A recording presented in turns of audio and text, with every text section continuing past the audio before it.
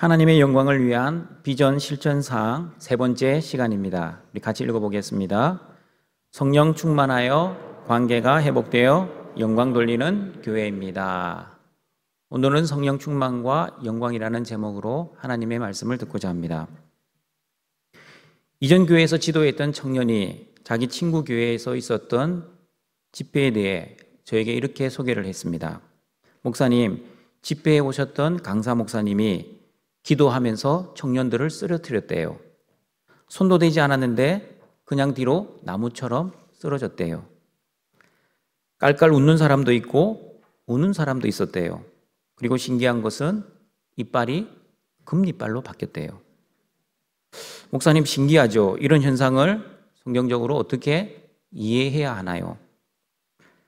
성도 여러분, 저도 대학생 때 어학연수차 영국에 갔을 때 영국 교회에서 똑같은 현상을 본 적이 있었습니다.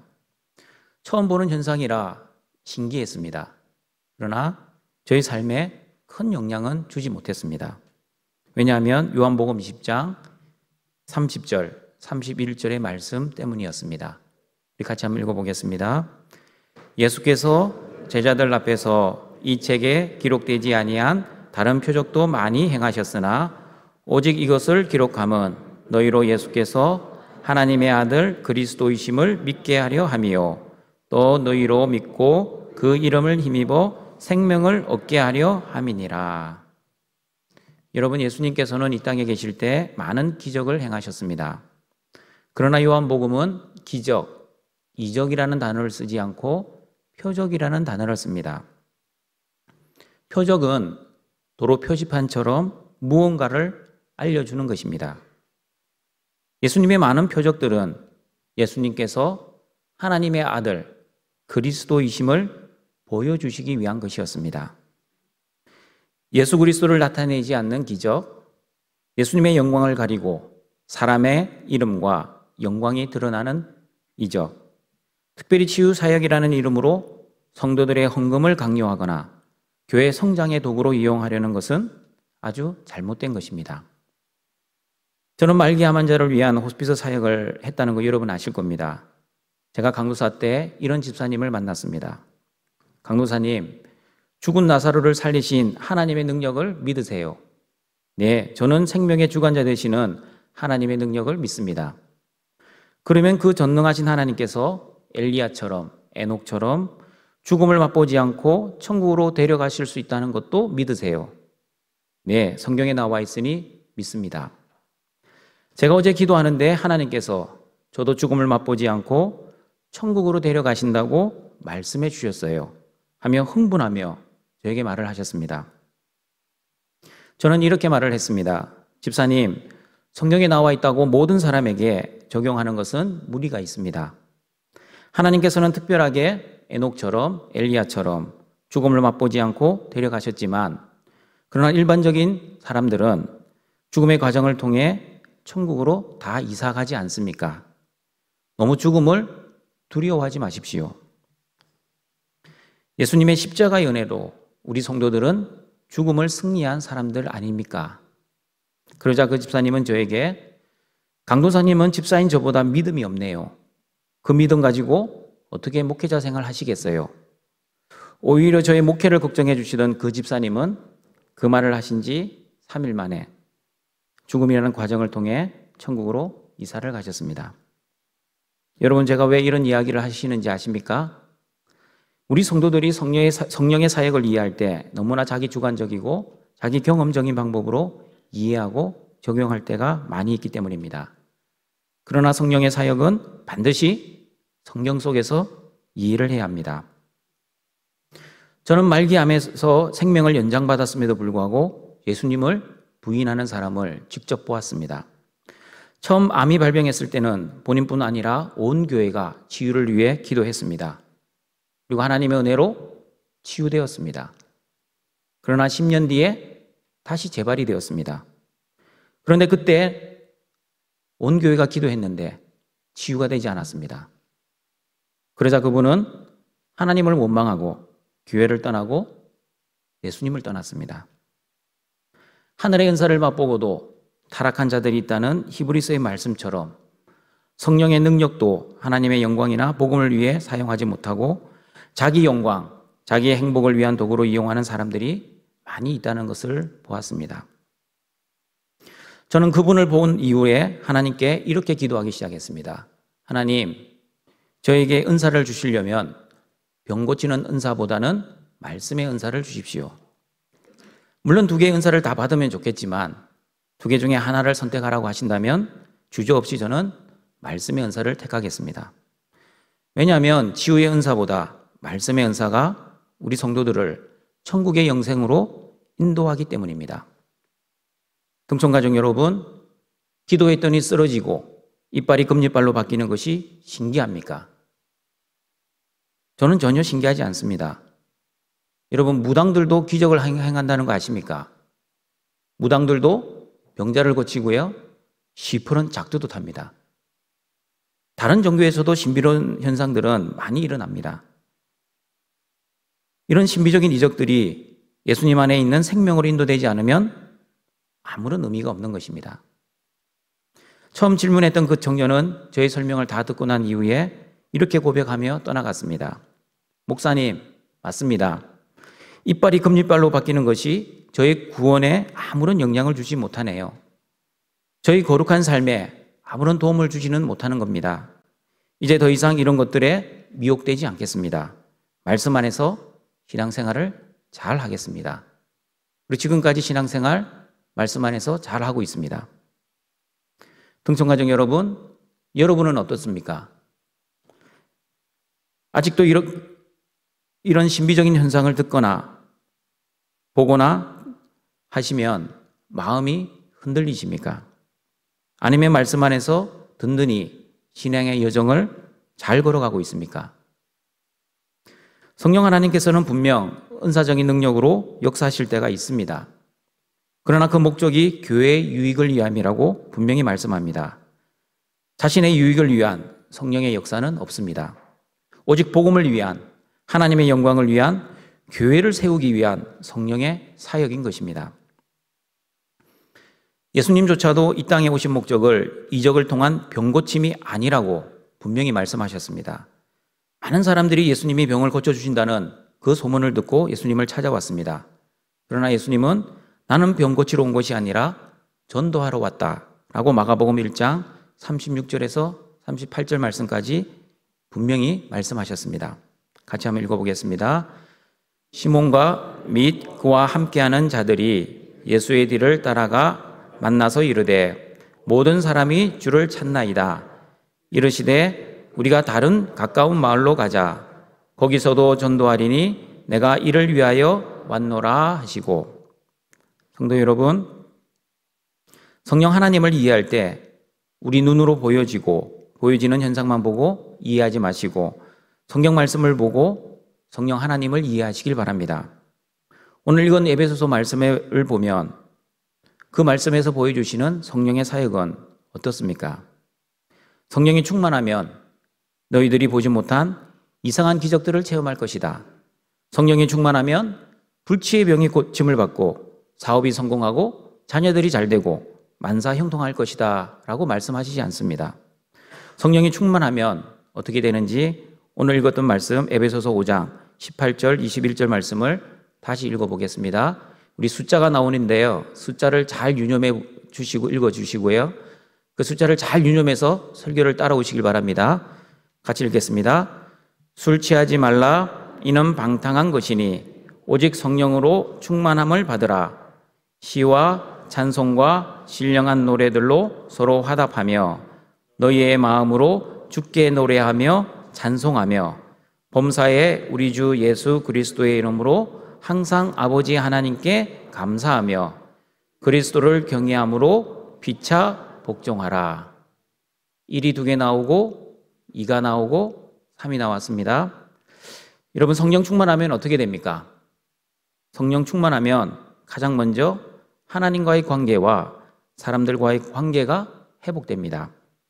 하나님의 관계가 어떻게 회복됩니까? 1번이죠. 마음으로 주께 노래하며 찬송하는 관계로 회복됩니다. 그리고 다시 1번입니다. 예수 그리스도의 이름으로 항상 아버지 하나님께 감사하는 관계로 회복됩니다. 여러분, 찬양과 감사, 하나님의 자녀라면 마땅한 모습 아닙니까? 굳이 성령 충만하지 않아도 되는 것 아닙니까? 아닙니다. 성령으로 충만하지 않으면 찬양과 감사 그렇게 쉽게 할 수 없는 것입니다. 여러분의 현실을 한번 바라보십시오. 코로나로 인해 힘드신 분들이 지금 우리 교회 이 자리에도 있을 것입니다. 코로나로 인해 매출이 떨어져 건물세도 내지 못하는 분들, 그리고 폐업을 이미 하신 분들, 그리고 코로나로 인해 실직을 해서 경제적으로 고통받는 분들이 있습니다. 현실의 고통이 심하여 내 코가 석자인데 어떻게 입에서 찬양이 나오고 감사가 나올 수 있습니까? 오히려 하나님, 나에게 왜 이런 시련을 주십니까? 라며 원망 섞인 기도를 하고 있지는 않습니까? 교회적으로는 어떻습니까? 온전한 대면 예배를 하지 못해 영적으로 많이 힘든 상태입니다.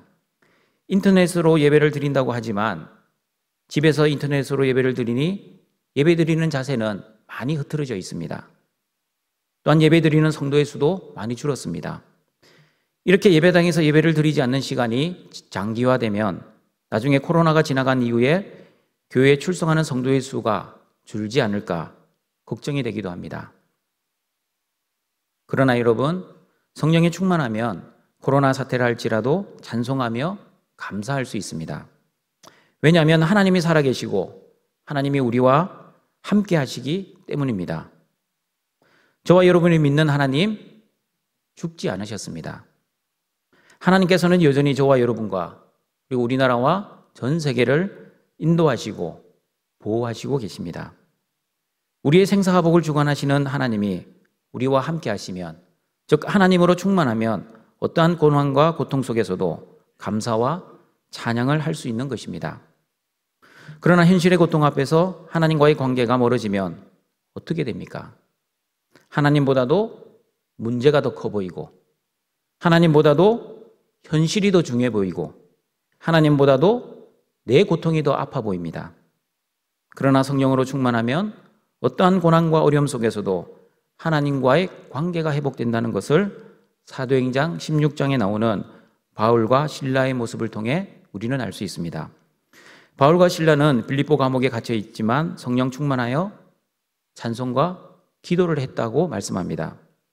감옥에 갇혀 있는데도 불구하고 어떻게 바울과 실라는 찬송하며 기도할 수 있었습니까?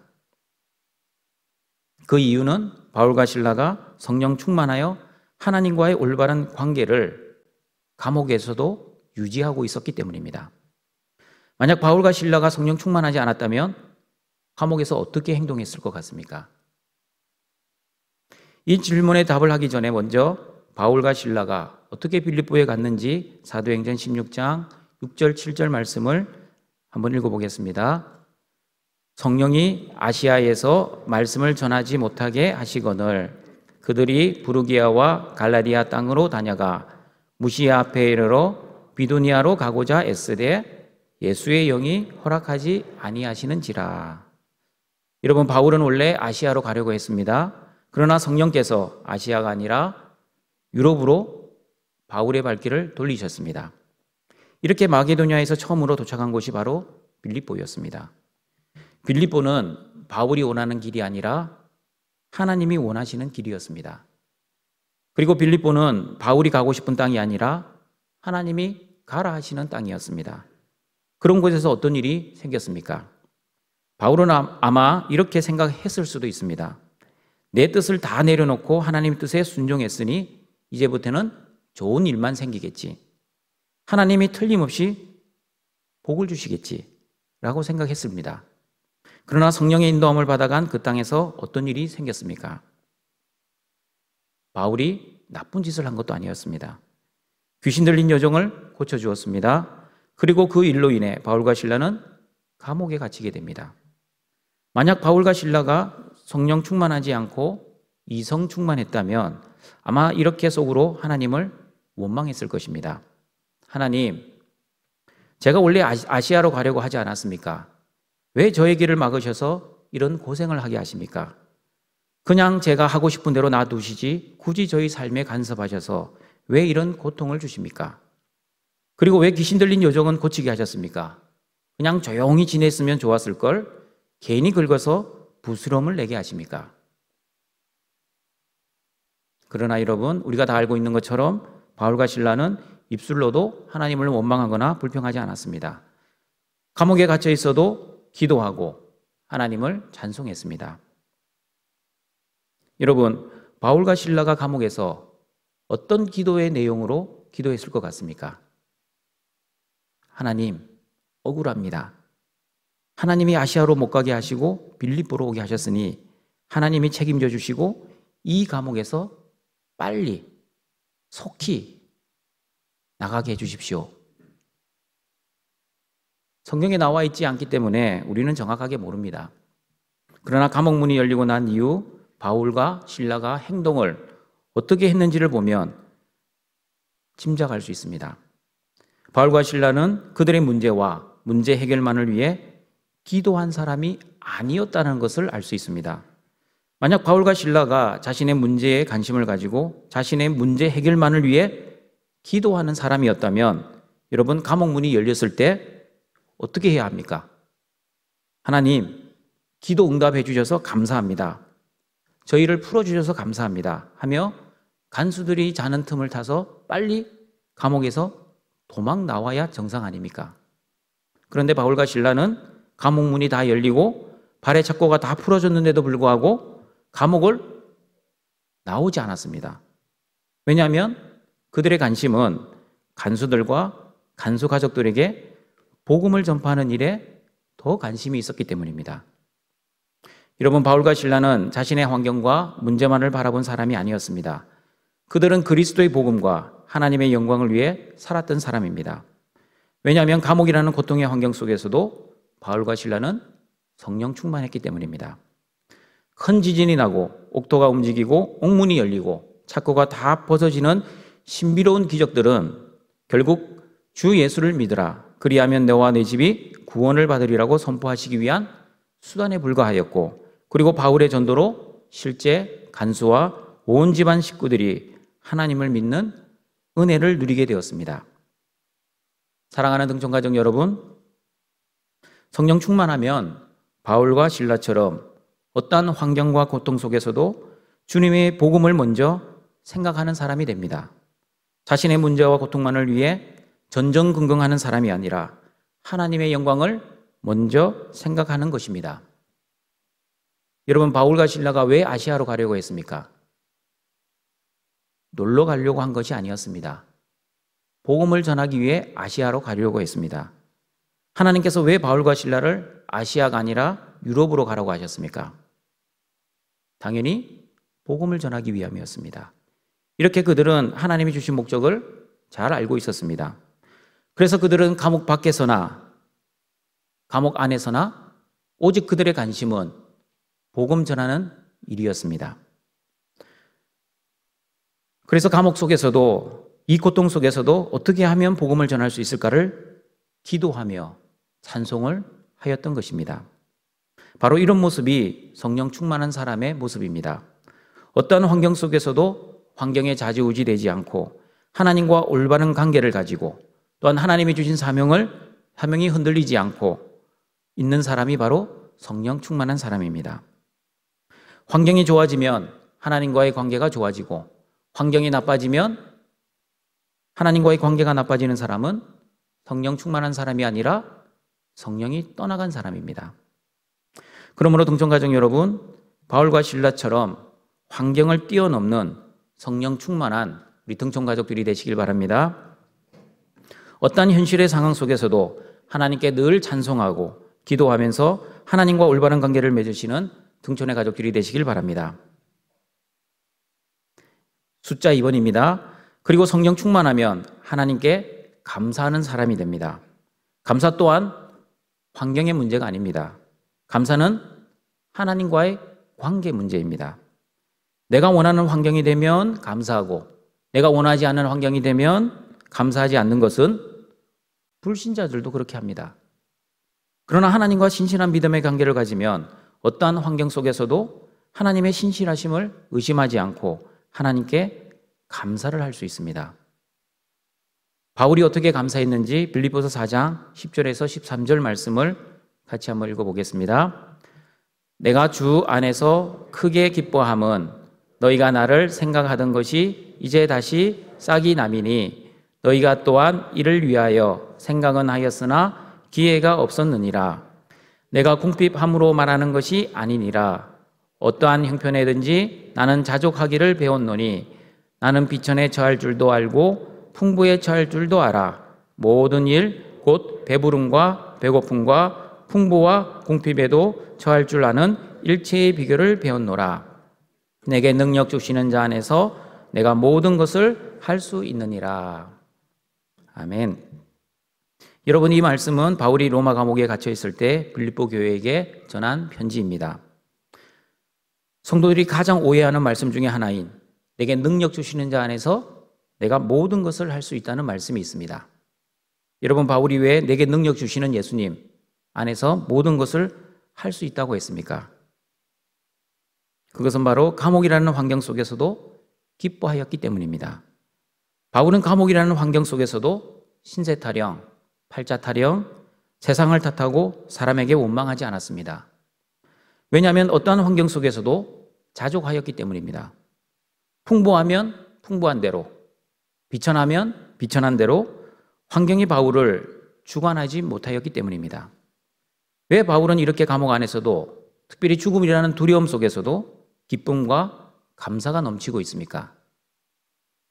그 이유는 예수님 안에서 하나 되어 성령 충만하였기 때문입니다. 바울이 어떻게 기뻐하고 있습니까? 내가 주 안에서 조금 기뻐하는 게 아니라 크게 기뻐한다고 말씀합니다. 그러므로 여러분, 바울이 왜 모든 것을 할 수 있다고 고백합니까? 내게 능력 주시는 자, 곧 예수 그리스도 안에서 거하기 때문입니다. 예수님과 함께 늘 동행하기 때문에 바울은 어떠한 환경에서도 기뻐하고 감사할 수 있었습니다. 이것이 바로 바울이 말한 일체의 비결입니다. 그러므로 내게 능력 주시는 자 안에서 내가 모든 것을 할 수 있다는 것, 우리 잘 들으십시오. 내가 원하고 내가 필요한 것을 예수님의 힘을 이용해서 얻어낼 수 있다는 것이 아닙니다. 그리스도 안에서 어떠한 환경 속에서도 자족하며 기뻐하며 하나님이 나에게 맡겨주신 사명, 그 그리스도의 일을 감당할 수 있다는 뜻입니다.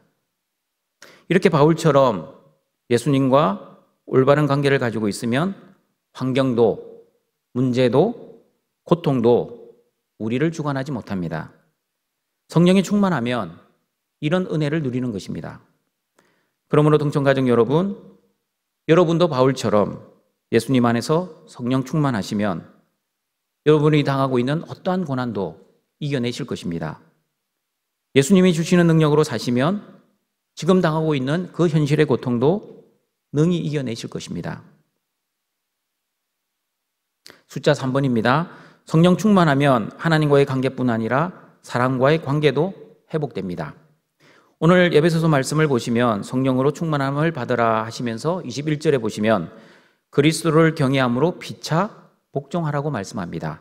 그리고 바로 우리 읽지는 않았지만 22절 이하에 보시면 22절에 아내들이여, 25절에 남편들아, 6장 1절에서는 자녀들아, 4절에서는 아비들아, 5절에서는 종들아, 9절에서는 상전들아 라고 하시면서 각각 어떻게 행동해야 하는 것을 구체적으로 알려주십니다.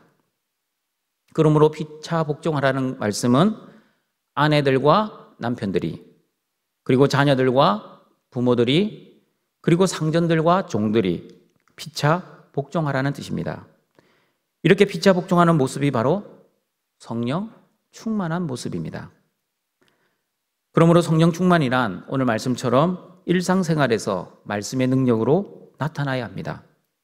우리의 가정에서 남편과 아내와 부모와 자녀들의 관계가 성령으로 하나 되고 성령 안에서 사랑해야 합니다. 우리의 직장에서도 하나님의 뜻을 행하고 기쁜 마음으로 죽게 하듯 사람들을 잘 섬겨야 합니다. 한 청년이 직장 생활을 하면서 근무 시간에 성경을 많이 읽었다고 저에게 자랑한 적이 있었습니다. 제가 칭찬해 주지 않았습니다. 근무 시간에 성경을 읽는 것은 올바르지 않다라고 말했습니다. 근무 시간, 여러분 무슨 시간입니까? 근무 시간은 성경 읽는 시간이 아니라 일하는 시간입니다. 근무 시간에 일하지 않고 성경 읽는 것은 시간을 도둑질하는 짓입니다. 만약 성도가 근무 시간에 직장에서 성경을 읽는 모습을 불신자인 다른 동료가 본다고 생각해 보십시오. 하나님께서 영광을 받으시겠습니까? 근무 시간에 성경을 읽으면 하나님의 능력도 하나님의 성품도 드러나지 않습니다. 오히려 예수 믿는 것들은 일도 안 하고 딴짓만 한다는 비난만 듣습니다.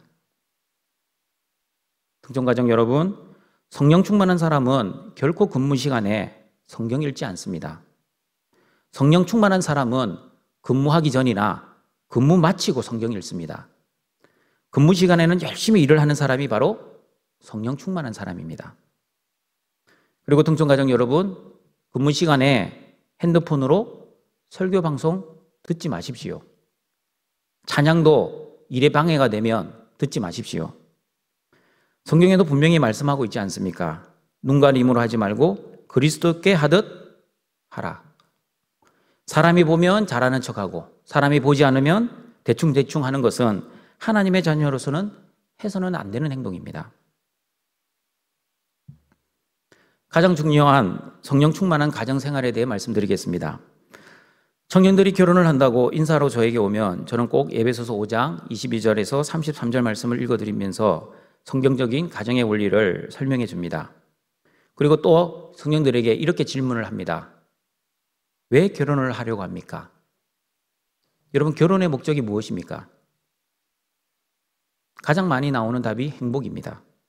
내가 이 사람하고 결혼하면 이 사람이 나를 행복하게 해주겠다는 확신이 들어서 이 사람과 결혼을 한다고 합니다. 두 번째 많이 나오는 답은 내가 많이 외로웠는데 이 사람하고 결혼하면 외롭지 않을 수 있게 되어서 결혼한다고 합니다. 간혹 부모님이 결혼하라는 그 잔소리 듣기 싫어서 결혼을 결심했다고 하는 청년들도 간혹 있습니다. 가장 많이 나오는 답, 행복. 행복을 위해 결혼한다는 청년들에게 에베소서 말씀을 읽어주면서 결혼의 목적은 행복이 아니라 거룩이고 거룩하고 그 힘이 없는 가정교회를 위해 하나님께서 결혼을 제정하셨다고 바로 잡아줍니다. 여러분, 결혼의 목적이 행복이 되면 어떻게 됩니까? 저 남자가 나에게 행복을 가져다 줄 것이라는 환상을 가지고 결혼을 했는데 그 남자가 실직하고 사업에 망하면, 다시 말하면 저 남자가 나에게 행복을 가져다 주지 못하면 어떻게 합니까? 나에게 행복을 주는 사람을 찾아 떠나는 사람도 있습니다. 떠나지는 않지만 행복을 주지 못하는 배우자에게 평생 원망을 하는 사람도 있습니다. 내가 저 인간을 잘못 만나 내 팔자가 이 모양 이 꼴이다 라고 한탄을 하기도 합니다. 그러나 여러분, 결혼의 목적은 행복이 아닙니다. 성도의 삶의 목적이 거룩이듯이 결혼의 목적도 거룩입니다. 에베소서 5장 22절 27절 말씀을 보시면 결혼의 목적이 거룩하고 흠이 없는 교회임을 알 수 있습니다. 같이 한번 읽어보겠습니다. 아내들이여 자기 남편에게 복종하기를 주께 하듯 하라. 이는 남편이 아내의 머리됨이 그리스도께서 교회의 머리됨과 같음이니 그가 바로 몸의 구주시니라. 그러므로 교회가 그리스도에게 하듯 아내들도 범사에 자기 남편에게 복종할지니라. 남편들아 아내 사랑하기를 그리스도께서 교회를 사랑하시고 그 교회를 위하여 자신을 주신같이 하라. 여기까지요. 여러분, 왜 아내들이 남편에게 복종하고 남편들이 아내를 사랑해야 합니까? 그 이유가 이어서 나옵니다. 이는 무슨 말이죠? 그러므로 결론을 이야기합니다. 왜 남편이 아내를 사랑하고 아내가 남편에게 복종해야 되는 그 이유가 나옵니다. 읽어보겠습니다. 이는 곧 물로 씻어 말씀으로 깨끗하게 하사 거룩하게 하시고 자기 앞에 영광스러운 교회로 세우사 티나 주름 잡힌 것이나 이런 것들이 없이 거룩하고 흠이 없게 하려 하심이라. 분명히 말씀하고 있습니다. 아내들이 남편에게 복종하고 남편들이 아내를 사랑해야 하는 목적, 거룩하고 흠이 없는 가정교회를 세우기 위함입니다.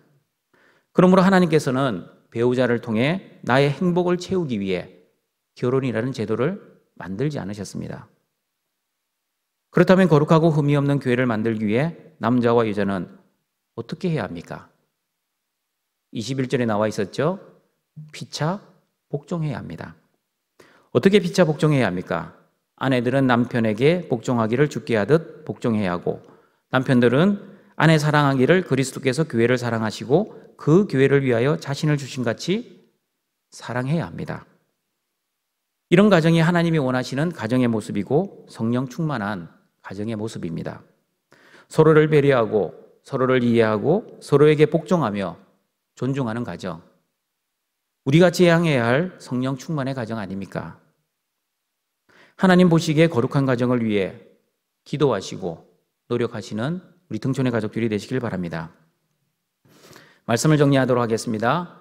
성령 충만하면 어떤 모습이 되어야 하는지를 살펴보았습니다. 성령 충만의 가장 큰 특징은 하나님과 사람과의 관계, 사람과 사람과의 관계를 성경적으로 회복시키는 것입니다. 그러므로 여러분, 요즘 하나님과의 관계가 어떠한지, 그리고 사람들과의 관계가 힘들지는 않는지 여러분의 삶을 한번 돌아보시길 바랍니다. 성령의 충만함으로 막혔던 관계가 회복되는 은혜가 있으시길 바랍니다. 그러므로 등촌의 모든 가족들은 성령이 충만하여 어떠한 환경과 고통 속에서도 하나님을 찬송하며 감사하며 하나님과 올바른 영적 관계를 가지시길 바랍니다. 또한 성령이 충만하여 사람들과의 올바른 성경적 관계가 회복되어 우리의 가정과 직장이 하나님이 기뻐하시고 원하시는 아름다운 가정과 직장이 되시기를 바랍니다.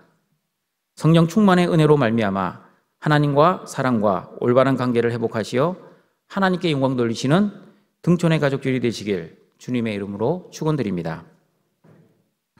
사랑과 자비가 풍성하신 아버지 하나님, 십자가의 은혜로 우리를 하나님의 자녀 삼아주시고 오늘도 예배 자리에 나와 하나님의 말씀으로 하나님의 뜻을 분별할 수 있도록 은혜 주시니 감사합니다. 성령이 충만한 은혜로 어떠한 환경 속에서도 하나님께 찬양하며 하나님께 감사하며 하나님과 올바른 관계를 맺게 하옵시고, 또한 성령이 충만하여 우리의 가정과 직장과 우리의 모든 삶의 터전에서 사람들과 올바른 관계를 맺어 하나님께 영광 돌리는 등촌의 가족들이 되게 하여 주시옵소서. 예수님의 이름으로 기도하옵나이다. 아멘.